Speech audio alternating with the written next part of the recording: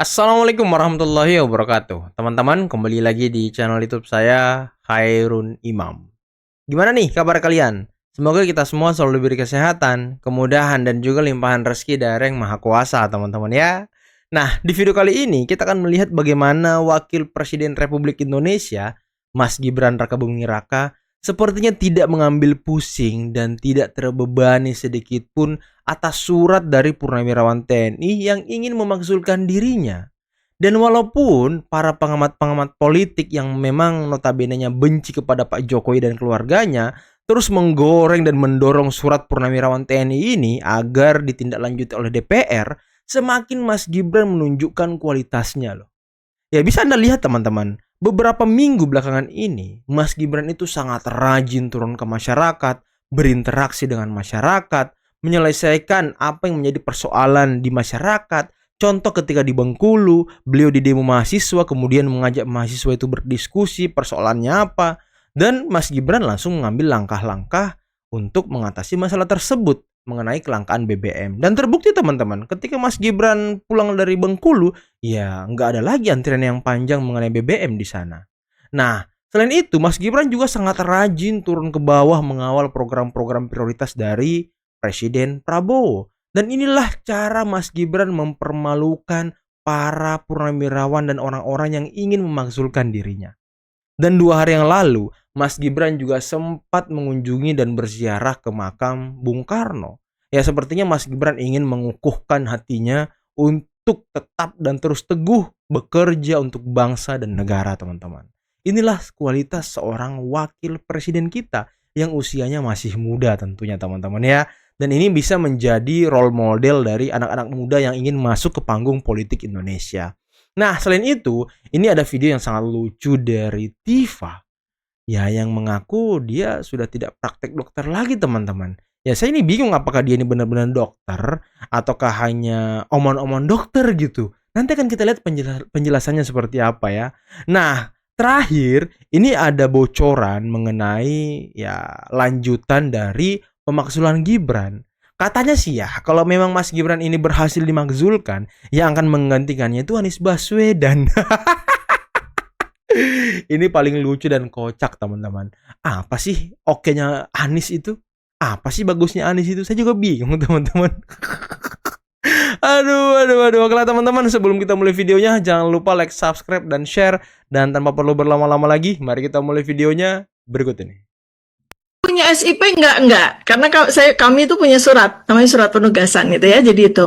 Tapi memang sebagai dokter praktek itu sudah saya lepas, izin saya sudah cukup dan bakti saya sebagai dokter praktek, dan kemudian saya melanjutkan sebagai peneliti ya, sebagai peneliti sampai dengan hari ini. Jadi ya basically-nya sehari-hari saya melakukan penelitian, pengkajian, dan mungkin sekitar lebih dari 25 tahun memang laboratorium saya itu di lapangan dari Sabang sampai Merauke gitu ya, desa-desa, 83.000 desa itu memang field saya di situ. Pasien saya karena saya seorang epidemiolog, pasien saya adalah masyarakat ya itu. Jadi seperti itulah kurang lebih ya. Aduh, peneliti katanya kan, ilmuwan. Kalau Anda peneliti Tipa, mana jurnal penelitian Anda? Mana hasil-hasil yang Anda teliti? Dan objek-objek yang Anda teliti itu apa gitu? Apakah Anda hanya meneliti Pak Jokowi dan keluarganya? Hah? Karena di akun X Anda itu sepertinya 80% hanya dipenuhi oleh Pak Jokowi dan keluarganya. Apa yang Anda teliti selama ini? Saya aja bingung. Peneliti itu ya bikin jurnal, membuat hasil-hasil penelitian, membuat ya pokoknya adalah yang kita lihat apa yang diteliti. Ini Tifa apa sih yang diteliti? Selain ijazah dan keluarga Pak Jokowi. Hah? Apa Tifa? Jangan ngaku-ngaku peneliti deh. Malu dengernya. Malu banget loh dengernya loh. Anda gak malu Tifa? Ngomong-ngomong kalau ngaku-ngaku Anda peneliti.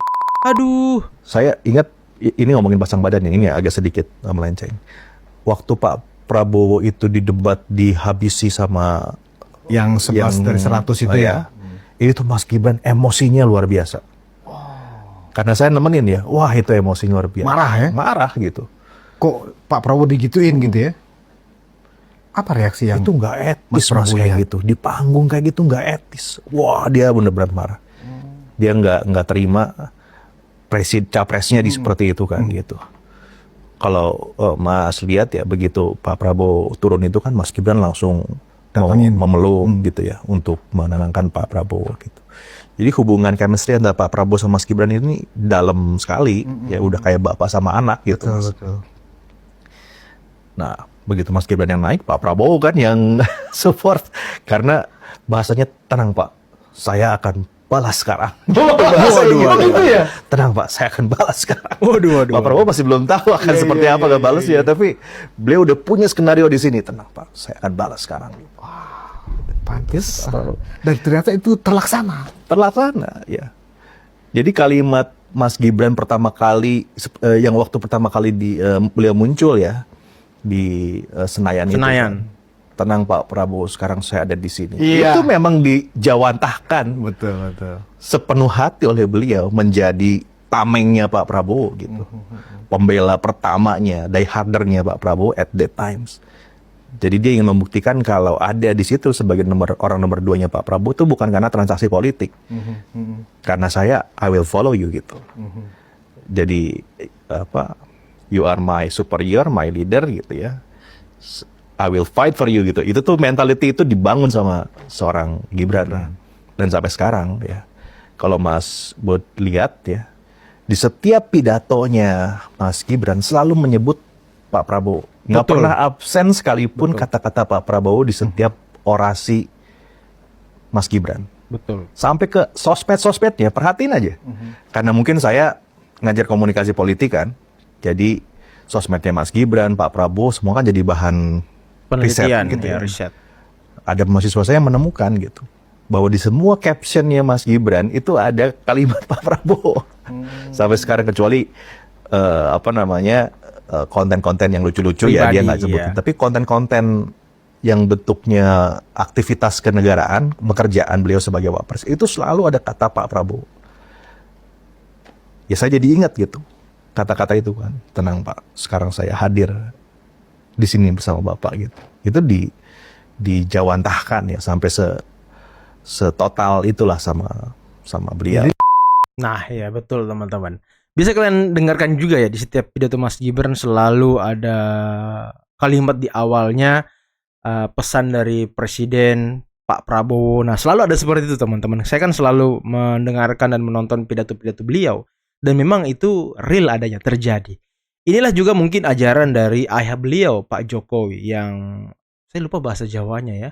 Yang jelas jangan mendahului pemimpin kita. Ya kita harus tahu posisi kita gitu. Kita wakil, nah kita harus bekerja sesuai dengan tupoksi kita yang diserahkan oleh presiden. Kalau nggak diserahkan presiden, jangan melampaui presiden lah gitu intinya teman-teman. Dan inilah mungkin mentor-mentor politik Mas Gibran ya kan. Ada Pak Jokowi ayahnya sendiri, ada Pak Prabowo. Dan ini sangat luar biasa teman-teman. Dua tokoh besar bangsa Indonesia yang menjadi mentor beliau, yang mengajari beliau menjadi seorang pemimpin gitu. Dan ya fitnah-fitnah terhadap Mas Gibran ini kan sangat luar biasa. Banyak yang mengatakan bahwa nanti Gibran quote on quote ya menusuk Pak Prabowo dari belakang dan lain sebagainya, mengkudeta Pak Prabowo. Ini apa ya, sebuah fitnah yang sangat murahan, yang tidak berdasar dan tujuannya hanya untuk memisahkan dan merenggangkan hubungan presiden dan wakil presiden serta presiden dan juga Pak Jokowi.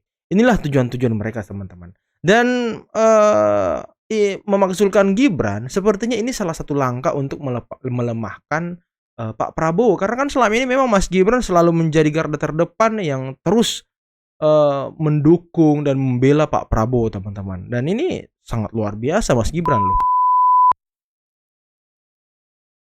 Kan Pak Mahfud udah bilang yang menggantikan Gibran kalau ada pemakzulan itu. Sudah didaftar? Ada Anies Baswedan, ada ada Mbak Puan, ada AHY. Sebenarnya dalam hatinya supaya orang ngomong, Pak Mahfud, lu juga. Kan? Nah, memang kalau kita lihat sangat disayangkan ya Pak Mahfud. Tapi ya kembali lagi, namanya Pak Mahfud lagi mimpi atau lagi halusinasi ya kita mau ngomong apa? Lagi mimpi ya kan? Atau bisa juga Pak Mahfud juga masih marah atau dendam, kita nggak tahu ya. Waktu debat bagaimana dikelecehin sama Gibran gitu loh ya kan. Waktu debat kemarin ya kan. Terus kita harus tahu Pak Mahfud, ya mohon maaf Pak Mahfud, ya kan dasar-dasar untuk pemaksulan ini nggak ada sama sekali, ya kan. Ya saya nggak mau ngomong Pak Mahfud suruh belajar lagi, itu kan nggak enak kan ini orang tua. Pak Mahfud Nggak etis. coba menggali bener-bener deh, ya kan. Mana ada dasar konstitusi yang dilanggar sehingga terjadi pemaksulan. Kemudian saya juga bisa bilang ya Gibran ini politik jenius. Politik jenius. Jadi, Politisi jenius. politisi jenius. Berarti julukan tuh hampir sama dengan bapaknya ya? Iya. Politisi namanya- jenius kan begitu. Dia belajar mungkin dari mentor politik Betul. ya. Dari Salah mana satu Mas paling- Prabu punya kesimpulan seperti itu? Padahal kan beliau masuk politik praktis itu kan relatif juga baru ya kan, sejak menjadi wali kota aja ya kan. Gitu loh. Dari mana Mas Prabu melihat jenius nih anak itu? Jadi saya pernah ngomong ini juga kalau nggak salah di Total Politik tentang Gibran tuh jenius loh kalau di politik ya gitu. Membaca peta si ini akan seperti apa, yang ini akan ngomong apa. Itu tuh Gibran kayak bisa menemukan polanya dengan cepat gitu. Ya. Termasuk bagaimana mengkonstruksi narasi politik yang segar. Ya. Yang barangkali banyak politisi nggak bisa. Gitu. Contoh, waktu Bang Masinton bicara lantang di mana-mana tentang Samsul. Samsul. Iya, Samsul lo gitu. Sama Gibran dipakai jadi jersey lo itu namanya Samsul. Dia bikin event yang cukup besar bahkan kalau nggak salah di GBK atau di ya pokoknya Senayan situ ya. Ya yang tempat basket itu. Dia bikin acaranya Samsul Cup.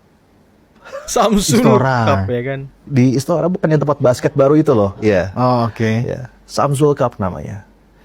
Jadi thanks to Bang Masinton yang menemukan kata-kata Samsul itu.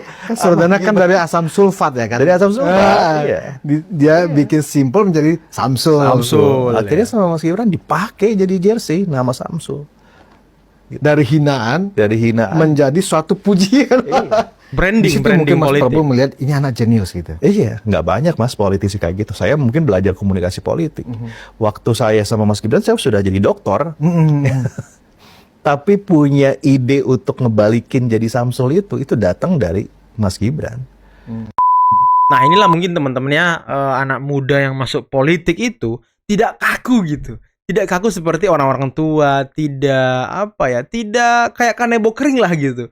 Selalu ada hal-hal baru, komunikasi-komunikasi politik yang segar, yang muncul dari anak-anak muda. Inilah industri kreatif anak muda, teman-teman. Mengalahkan yang tua-tua, yang selalu berdasarkan buku, berdasarkan kata-kata ahli-ahli zaman dulu. Ya kalau anak muda ini selalu improvisasi gitu. Jadi seru aja ngeliatnya kalau anak muda masuk politik, teman-teman. Pak Jokowi pernah mengatakan ke saya, kan saya tanya dulu sebelum pelantikan Pak Prabowo itu kan ada isu Pak Jokowi menitipkan 4 menteri ya, Pak Tito, Mensesnek itu Pak Pratikno, Ya. terus Pak Erick Thohir sama satunya lagi saya lupa ya. Ya, saya tanya Pak apa benar itu, Mas? Saya ini pernah diintervensi dan rasanya nggak enak sekali. Yang punya hak Saya prerogatif pernah itu nantinya Pak Prabowo. Dan diintervensi. saya harus menghargai itu. Gitu loh, Bang. Jadi intinya kalau saya cerita dengan Pak Jokowi itu ya kebanyakan lucu-lucu ya. Ya ada lah ngomong ini ijazah palsu tapi lucu-lucu hanya saya cerita mengenai kayak mukanya menurut Rismond dan siapa si Roy. Ada foto Punch. Pak yang di ijazah palsu yang kata ijazah palsu menurut mereka kacamata ada kumis kan. Terus itu bukan fotonya Pak Jokowi tapi Ada orang lain. ponaan namanya Dumatno. Dumatno. Budi Utomo. Ya. Jadi Pak Jokowi ketawa. Jadi katanya itu Dumatno sama Pak Jokowi itu perbedaan usianya 15 tahun, Bang. 15 tahun ya. Jadi gini. jadi kata saya bilang iya Pak, itu foto Dumatno itu jadi kalau ijazahnya dipalsuin tahun 85 Iya. kan, Berarti Dumatno itu baru umur 8 tahun. Udah kumisan ya? Udah kumisan. Mereka bilang pakai face recognition. Saya bilang udahlah capek ya kan. Aduh. Memang ya apa ya?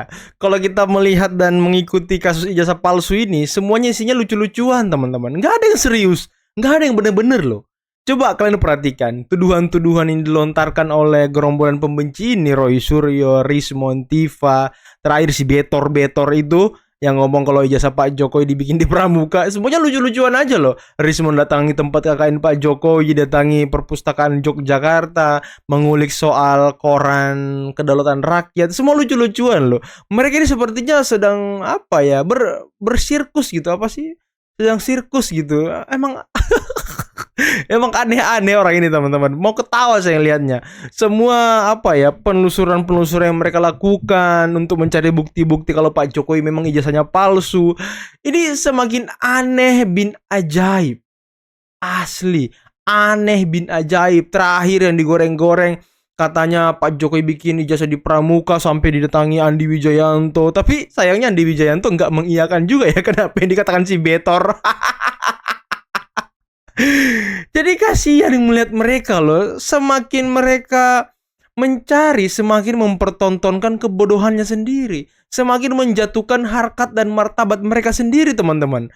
Karena ya semakin mereka mencari, semakin membuktikan kalau ijazah Pak Jokowi asli. Sama ngomongnya si Betor tuh, katanya Jokowi waktu wali kota apa ya jabatannya atau titelnya Dokter Andes bukan insinyur, padahal di website KPU Surakarta insinyur, di foto surat-suara insinyur. Dari mana lagi Dokter Andes? Mereka ini keluar Dokter Andes ketika melihat selebaran ataupun poster ketika Pak Jokowi mengunjungi Sritex. Jadi pola mereka begini teman-teman, ketika mereka mendapatkan sebuah celah baru ataupun isu baru. Waduh. Bentar teman-teman. Ketika mereka mendapatkan isu baru, nah itu mereka langsung menggoreng-goreng itu. Mereka langsung apa ya? Pokoknya disebarkan, di framing sedemikian rupa biar rame lagi, biar orang percaya dengan isu yang baru mereka temukan. Dan inilah permainan licik dari gerombolan pembenci. Tapi ya biarin aja teman-teman. Biarkan mereka berlucu-lucuan aja gitu ya kan. Nanti nangis-nangis sendiri kok kalau di pengadilan. Dan lagi mengenai Mas Gibran, ya ini apa ya? Memang sih kalau anak muda sangat kreatif teman-teman ya. Hinaan bisa jadi branding politik, hinaan bisa menjadi senjata makan tuan, hinaan bisa menjadi semangat untuk lebih maju lagi. Dan anak muda ini tidak terpaku dengan teori di buku, teori orang-orang dahulu. Ya mereka selalu menciptakan komunikasi politik yang fresh, yang baru, yang asik. Nggak kaku gitu seperti orang-orang tua.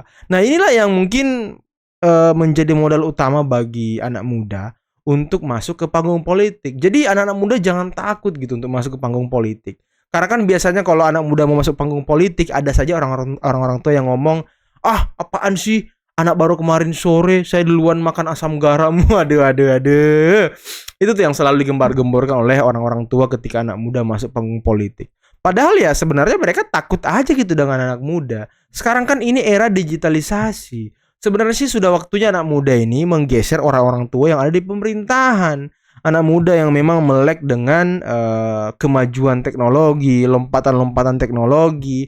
Ya kalau memang anak muda ini belum bisa secara politik, ya mungkin bisa dikolaborasikan seperti yang dilakukan oleh Pak Luhut. Pak Luhut sebagai kepalanya, di bawahnya itu anak-anak muda semua yang kreatif-kreatif, yang memang paham dan mengerti lonjakan teknologi. Nah ini yang penting teman-teman, kolaborasi antara orang tua dan anak muda. Jadi pemerintahan ini jangan diisi oleh orang tua semua, jangan. Harus ada anak mudanya, biar paham seperti apa cara kerja dunia sekarang gitu.